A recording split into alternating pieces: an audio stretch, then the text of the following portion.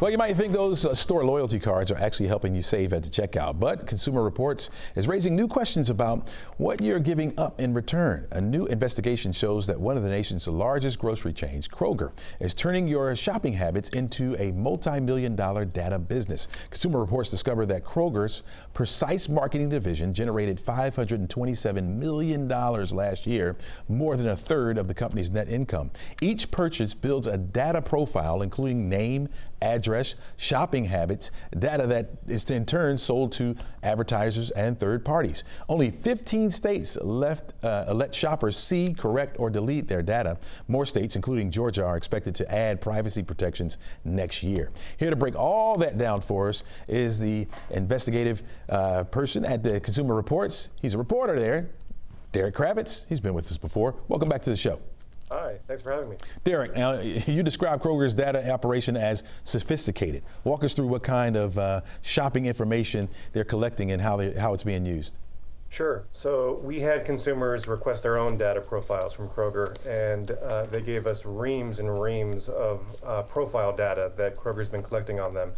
Their name, address, but inferences about who they are. So their education, their income, their gender, how many kids are in the household, whether they're likely to buy a new or used car or go on a cruise or take an international trip.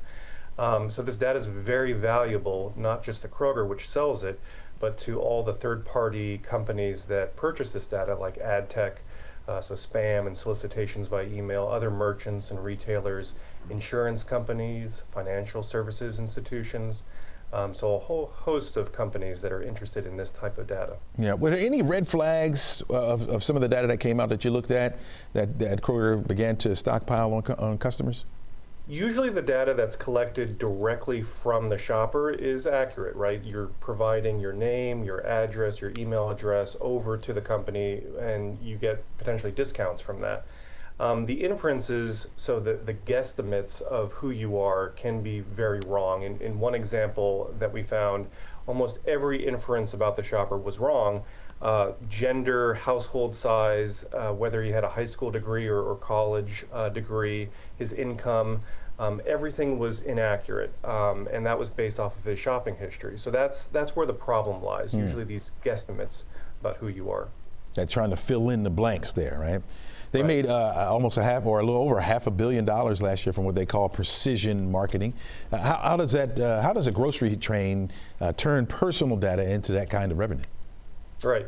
So for third parties, for any company that is purchasing this data, it's just very valuable to know who your potential client, who your shopper is, right? And so you can market and filter specific offers or products to them in a very individualized, personalized way. It's becoming more and more lucrative and becoming a bigger deal to merchants across the country. Kroger just happens to be the most sophisticated grocery chain doing this. Nearly everyone in Kroger's loyalty program has access to these offers, but they push 95% of their shoppers into the free loyalty program, and then from there slice and dice people based on who they are and then sell that data. Are they getting us by the promotions in the store? Does it lead to more promotions? I mean, how do they grab us, I guess, in other words? Right. So it's a very messy, large ecosystem, right? So you have Kroger working with CPGs, brands, so Kellogg's and Nestle and a bunch of other brands that sell their products in Kroger grocery stores. So they work together to tailor personalized offers to shoppers and to bring them in, and they manipulate or offer different price points to different shoppers and different promotions to different shoppers in order to generate sales.